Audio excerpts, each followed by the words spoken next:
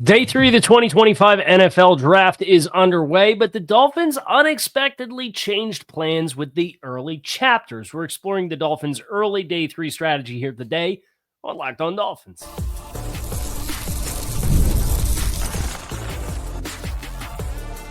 You are Locked On Dolphins, your daily Miami Dolphins podcast, part of the Locked On Podcast Network, your team every day. All right, Miami, welcome to another episode of Locked On Dolphins. It is your team every day here on the Locked On Network. I'm your host, Kyle Krabs, a lifelong Miami Dolphins fan, host of Locked On Dolphins, co-host of Locked On NFL Scouting, author of Touchdown Miami on Substack, and the NFL Draft lead for the 33rd team. And we want to give a special welcome and shout out to our everydayers because it is your team every day. We don't just say it, we live it. Here on the Locked On Network. Today's episode of Locked On Dolphins is brought to you by LinkedIn Jobs. LinkedIn Jobs helps you find the qualified candidates that you want to talk to faster. Post your job for free at linkedin.com/LockedOnNFL. Terms and conditions do apply. The Miami Dolphins were scheduled to pick at 116 after they were scheduled to pick with pick number 98. Neither one of those things happened for two polar opposite reasons. 98 was a part of the Dolphins trade up to go make sure they got Jonah Savaiinaea from Arizona with a top 40 pick going up from 48 to 37 with the Las Vegas Raiders. But then 116 comes around and the Dolphins trade out with the Houston Texans, who came up and as a part of that deal gave the Dolphins a future third round draft choice. So that you did the reverse Jalen Wright trade from last year. And we got some of the terms of that deal. We're going to go over them on here on the show. But then the pick that the Dolphins got as a part of the trade to go up for Savaiinaea, they made that pick at 143. And it's a player I really like, Jordan Phillips, defensive tackle, another big-bodied bruiser in the center of the line of scrimmage, if you haven't figured out the trend for this draft class. And the Dolphins have since made some other picks, but I don't want to cover too much ground here because I want to be really thorough with everything that the Dolphins do. So let's start with the trade. The Dolphins end up sending 116 and 224 in this year's draft for 179, which is the pick that the Dolphins, in real time as I'm recording this, they just made that pick for running back Ali Gordon out of Oklahoma State, another big physical football player, and a 2026 third-round choice. Houston ended up coming up as part of a running back run. The terms of it were very similar to the Jalen Wright thing last year, where Miami gave up the 3 this year to get a 4 out of thin air. The Texans did the same thing, and then there was a pick swap where the Dolphins moved up about 40, 50 spots late on day 3. This one surprised me a little bit because the understanding and expectation was there was kind of this thirst to add more draft capital into the mix. And the Dolphins, after moving 98 to kind of go get their guy, which I'm totally in support of. If that's your guy, don't wait and be reactive and allow a run to start and then panic trade up. If you've got a guy that you got conviction on, and there was no run at offensive line at that point, I know that was part of the criticism yesterday for the Dolphins making the pick. But if you've got a guy to go get your guy, okay? And then you ended up getting the end of the third round, and you're looking at who's there at 116, and I kind of felt like there was a lot of names that I'd have been pretty excited about seeing at 116.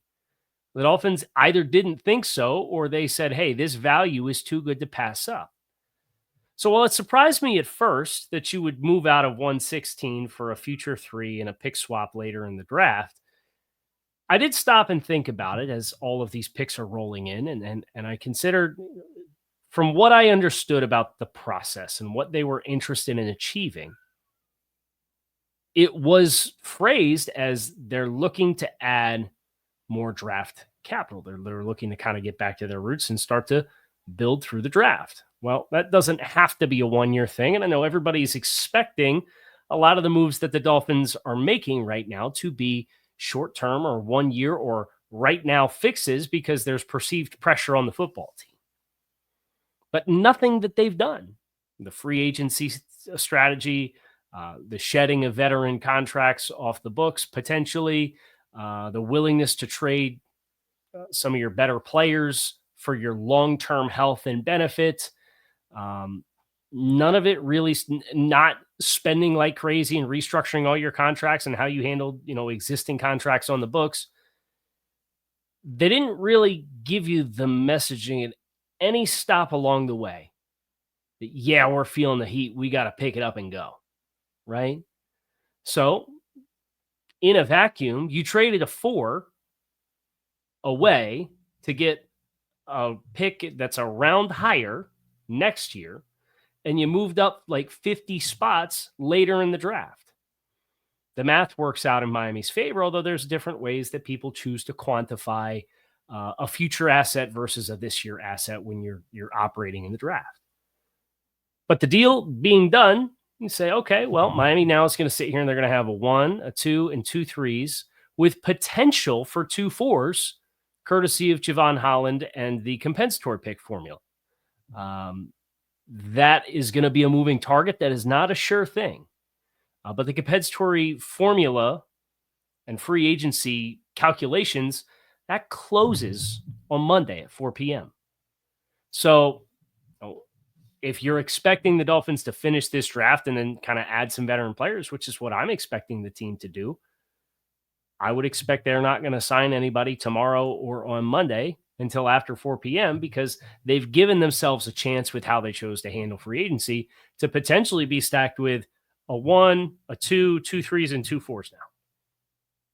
And, the process of getting back to surplus value, unfortunately, can't happen at the drop of a hat unless you make a monumental trade or incrementally pass up on some investment opportunities. And that's what the Dolphins ultimately chose to do here. We're going to talk about the weight to pick number 143. Some of the names that I probably would have considered picking if I were the Dolphins in that stretch that I liked. And then we're going to get into the pick that they did make at 143, which is Maryland defensive tackle Jordan Phillips, player I mocked to the Dolphins on Friday morning as a part of my day 2 mock to the Dolphins at pick 98. They get him at 143. I'm not mad about that. So we got all that coming your way here on Locked On Dolphins. Make sure you guys stick with us. As a small business owner, your work doesn't end when the clock hits 5. Your business is always on your mind, which means when it's time to hire, you need a partner that works just as hard as you do. And that's where LinkedIn Jobs comes in. When you clock out, LinkedIn clocks in. LinkedIn makes it easy to post your job for free, share it with your network, and get qualified candidates all in one place. Post Your Job is LinkedIn's new feature that can help you write job descriptions and then quickly get your job in front of the right people with deep candidate insights. And here's a pro tip: add the hashtag hired and frame your profile picture to double your reach to qualified candidates. It's no wonder 72% of small businesses say LinkedIn helps them find high quality hires. Post your job for free at linkedin.com/lockedonnfl. That's linkedin.com/lockedonnfl to post your job for free. Terms and conditions do apply.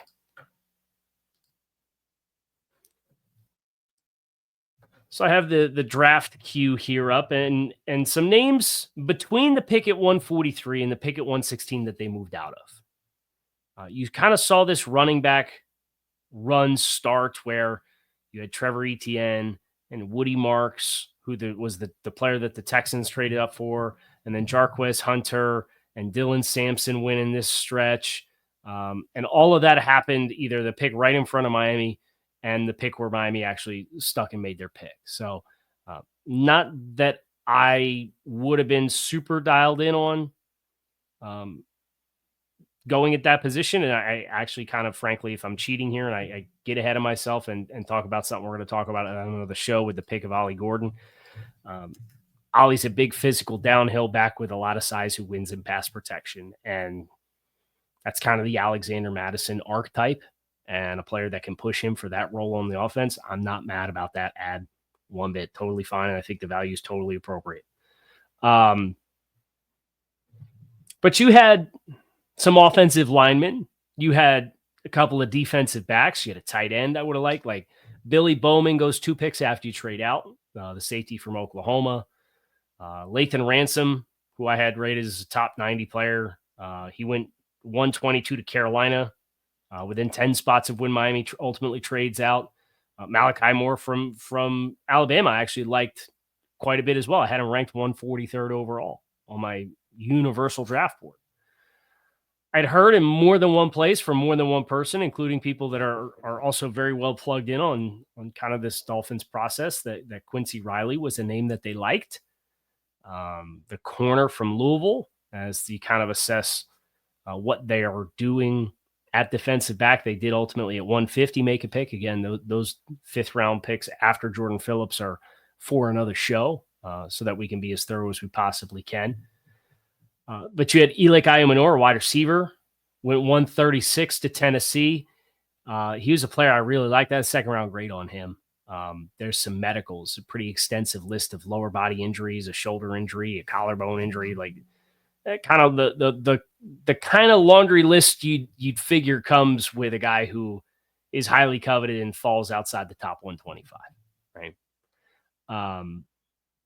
Gunnar Helm at tight end, I liked quite a bit as well. I liked Joshua Farmer if you were going to double dip. I liked Riley Mills, who went the pick before Miami made their pick at 143. But there's an injury there. But I saw a lot of Zach Sealer in Riley Mills' game from Notre Dame. But in the college football playoff, he suffered a season-ending knee injury, and I don't know what that recovery window is going to look like. I don't know that he would have been a good fit for Miami anyway.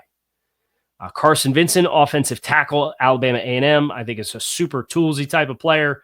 So there's quite a few names that I'm going to look back and reflect on, hey, between when you made the pick of Jordan Phillips at 143 and when you traded out at 116, like if you could have told me they would have drafted Bowman, Helm, Lathan Ransom, Jalen Travis, Malachi Moore, Quincy Riley, Elik Ayumanor, Joshua Farmer, Carson Vincent, Riley Mills. And I'd have said, okay, feel like that's a player I could get pretty juiced about. Now the good news for Miami is they made you wait, 106? I'm not a math guy. I can kind of do this math, like 106 picks. And it is a bit of a bummer that when you reflect on where I kind of preached in the whole pre-draft up to the start of the first night of the draft, it was, where is the value in this year's class? And it's that round, the third, fourth round. There's players you're probably going to end up drafting that you feel like you're drafting in a surplus. And, I still find that to be true. There's teams that are now picking in the 180s on the TV here as I'm continuing to record here. And I got about a half dozen fourth round grades still left on the board. I still got Jared Ivey with a third round grade. And some of that's because you're starting to get into a handful of names of like specialists that are coming off the board. Some teams really see players differently, and that includes some of what Miami did with the defensive backs that they took just a little bit later in the fifth round. They drafted Jason Marshall, the corner out of Florida, at 150, and they drafted Dante Trader Jr. out of Maryland. So 2 Maryland defenders and 3 picks across a dozen picks of the actual draft. I didn't have those guys graded up in the third, fourth, fifth round.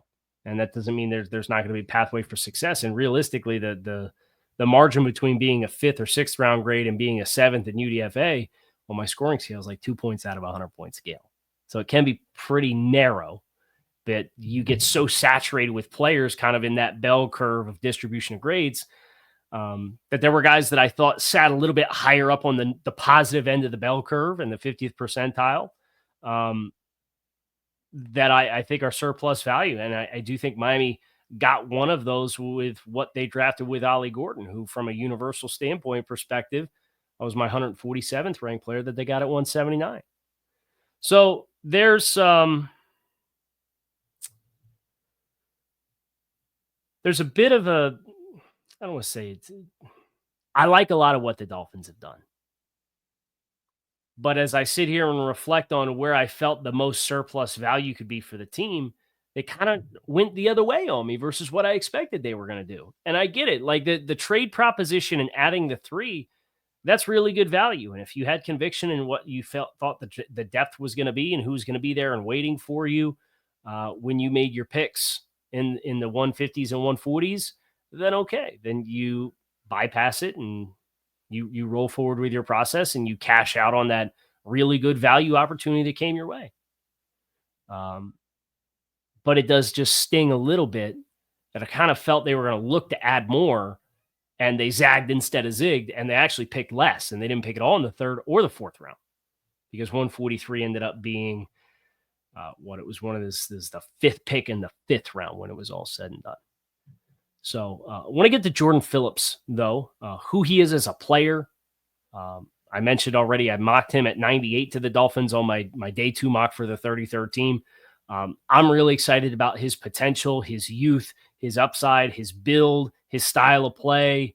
Not that Jordan Phillips. So we're going to break down Jordan Phillips, the football player, and his fit with the Dolphins as the third member of this Dolphins draft class here next on Locked On Dolphins. Stick with us.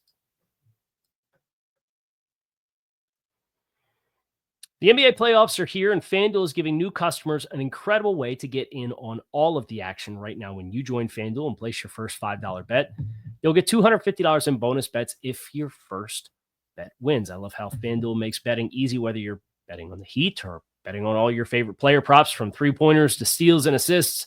FanDuel has so many ways to bet your favorite player props. Plus, after the game tips off, you can combine live prop bets into a same-game parlay for a chance to win big. Don't miss out. Head over to FanDuel.com and claim your $250 in bonus bets today with FanDuel, America's #1 sportsbook. So, Jordan Phillips, defensive tackle, redshirt sophomore, newest member of the Miami Dolphins in this draft class. And they've made a couple picks since then, right? But the most recent one that we've covered on the show. I want to start with the comp that I gave to Jordan Phillips when I wrote my scouting report for the 33rd team, because it's a really exciting player, and I think it should paint a certain picture of who you're working with here. 6'0", 1'2", so 6'1.25", 318 pounds at the East-West Shrine Bowl. Redshirt sophomore. Pro comp, Alim McNeill. Alim McNeill signed almost a $100 million contract extension across 4 years with the Detroit Lions this past season. You look at his athletic profile, he's built like a refrigerator, right? His height is 16th percentile for defensive tackles, but he's really squatty. His build is actually quite favorable, and build and athletic profile compares fairly well to Javon Hargrave when Javon Hargrave was coming out of South Carolina State. And I'm not going to sit here and promise you that he's going to turn into Javon Hargrave, and I'm not going to promise you he's going to turn into Alim McNeill. But the body type, the style of play, the demeanor, some of the initial explosiveness that exists on his tape, I see the flashes of those kinds of players. This is not a Paul Soliai type build. And I think that's part of what made like the Kenneth Grant pick so exciting, is he's kind of built like Paul Soliai, but he's a freakish athlete that runs like a 5-flat 40-yard dash with really explosive lower body jumps that indicate lower body power and explosiveness in his game. Phillips, 29 reps on the bench press. He's got 31.5-inch arms, so he's not super long. If it makes you feel better, he's got really broad shoulders where he's over 79 inches on his wingspan, which is about 40th percentile for all defensive tackles. So he's not built super long to kind of lock. He's more of like a low to the ground, difficult to get your hands fit on his frame, bowling ball in the middle with some good juice. And the thing that's really impressive, I had a chance to see him at the East-West Shrine. He doesn't have an ounce of bad weight on his frame. Like, he is legit a ball of muscle. And what was impressive about him was he has a wrestling background. He's from the state of Florida. He was a high school wrestler and competitive weightlifter, in addition to being a 3-star recruit. He went to Tennessee as a member of their class of 2022. He played in 3 games as a true freshman in 2022 before redshirting, entered the transfer portal, went to Maryland and played his next 2 seasons at Maryland. He was immediately a redshirt freshman starter for 11 games in 2023, started every game in 2024. He was on Bruce Feldman's from The Athletics, his annual college football freaks list. 665 pounds squat, back squat. 360. I'm going to say, if you're watching on YouTube, look me in the eyes here, because I'm going to say this lift and this number to you, and I want you to process it. 365-pound overhead press for multiple reps. So when you say ball of muscle, what you really mean is a ball of muscle. Now, as far as kind of some of the pros and cons on his reps, pros, very powerful frame, natural leverage at the point of attack, thanks in part to his build. Wrestling background is evident with his hand usage and leverage versus double teams. So he's not somebody that's really easy to kind of get bubbled and forced off the spot. Quick and potent first step with surprisingly good lateral mobility for such a dense frame. He lacks ideal length, so he is a little bit more. CJ West from Indiana is a player that a lot of people liked. He's kind of built and has to win in the same ways as what Jordan Phillips does at University of Maryland. Lacks some consistency with block deconstruction. So when he goes to, because he doesn't have great length, when he tries to deconstruct and separate himself from blocks, and he's processing the flow of the play, and he's trying to work across face and get his exit angles so they can uncover and make plays, sometimes that's when he gives up the natural squatty leverage that he has, and he kind of gets outworked at the point of attack in that regard. And his pass rush ceiling is going to be that of a power rusher first and foremost, just because, again, he doesn't have the kind of length that you're expecting to have to be able to dictate first contact hand counters and get hands off of his frame. But for all of the talk about Kenneth Grant, and we went over this when Kenneth Grant was the pick, Kenneth Grant played over 70% of his career defensive snaps came in the B-gap, as a B-gap defender is either a 2-eye or a 3 technique. For Jordan Phillips, the 2 years that he played at, he only played 27 snaps at the University of Tennessee across those 3 games. But then he plays over 1,000 snaps in 2 seasons at Maryland. And more than 500 of those snaps came in the A-gap as either a 1-tech or a nose tackle. This is more of a nose tackle than Kenneth Grant is. So what I think you're ultimately going to see is with Zach, and Zach has the ability to bump out and play over top of tackles, and Kenneth Grant, I think, has the athleticism to be able to play out over top of tackles. Phillips is going to be the guy that lives in the A's.